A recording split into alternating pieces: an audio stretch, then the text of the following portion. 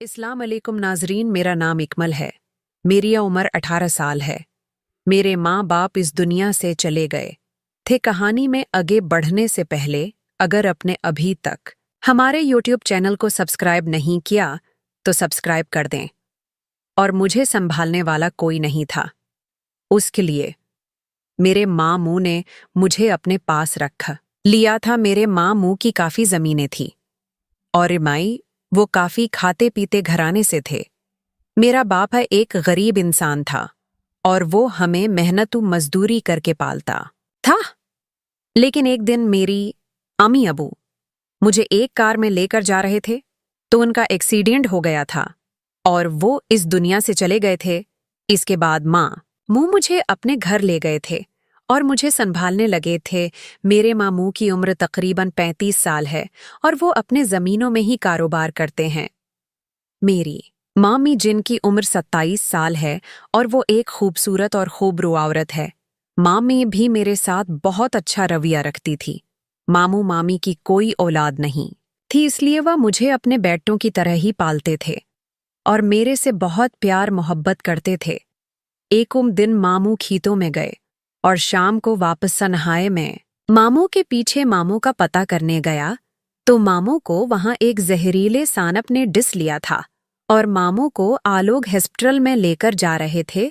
मैं मामू के पीछे हॉस्पिटल चला गया तो वहां मामू की हालत काफी खराब थी।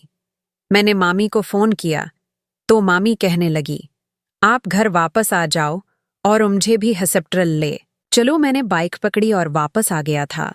वापस घर आकर मैंने अपनी मामी को साथ ले गया और हॉस्पिटल चले गया थे।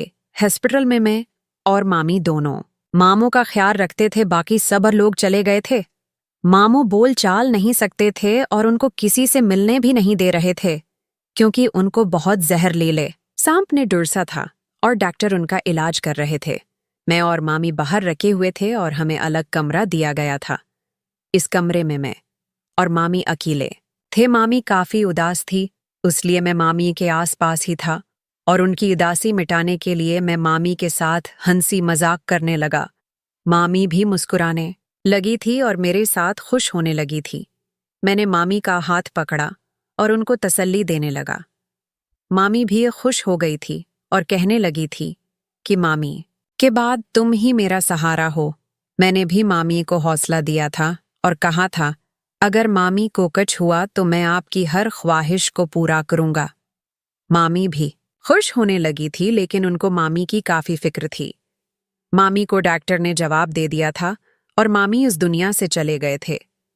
मामी का रो रो कर बड़ा हालूर था। मैंने उनको तसल्ली दी थी और मोहल्ले की काफी औरतें मेरे और मामी के बारे में बातें करने लगी थी कि ये लड़का अभी तक जवान है और उनका साथ रहना अच्छा नहीं है। मामी ने मुझे बताया कि एक मोहल्ले की औरतें ये बातें कर रही हैं।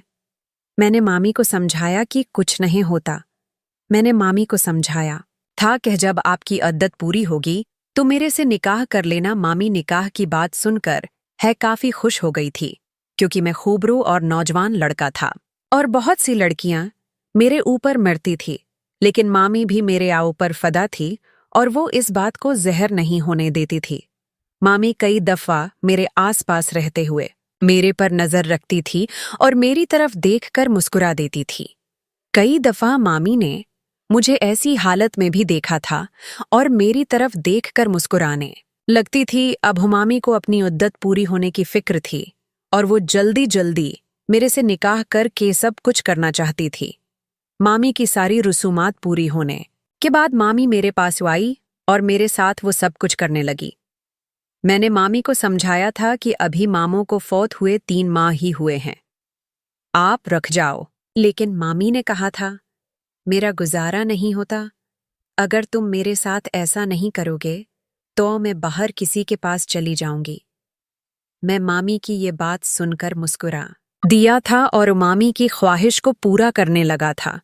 मामी भी मेरा साथ देने लगी थी और मैंने मामी को राजी कर दिया था। अब मामी अक्सर मेरे पास आती और मैं उनके साथ वो सब कुछ करता। मामी ने कहा था कि अभी तुम्हारे मामों को फौत हुए 3 माह हुए हैं, इद्दत के फौरन बाद ही हम निकाह कर लेंगे। लेकिन मैंने मामी को काफी समझाया था क्या आप रख जाओ, हम ऐसा गुनाह क्यों करेंगे जिससे हमें रुसवाई हो। इसलिए मैंने मामी को कहा था कि आप उत पूरी हो लेने दो, इसके बाद हम निकाह करेंगे और फिर सब कुछ कर लेंगे। लेकिन मामी ने उत पूरी होने से पहले ही मेरे से वो सब कुछ कर लिया था और मुझे इस बात की काफी शर्मिंदगी थी। लेकिन मामी इस बात पर काफी राजी थी और वो हर वक्त मेरे साथ ऐसे काम करने लगी थी। उद्दत पूरी होने के फौरन बाद मामी ने मेरे साथ निकाह कर लिया था और मेरे साथ प्यारी मोहब्बत करती थी, जिससे हम दोनों को काफी राहत मिलती थी। नाजरीन, और आपको यह कहानी पसंद आई हो तो वीडियो को लाइक कर दें और चैनल को सब्सक्राइब कर दें।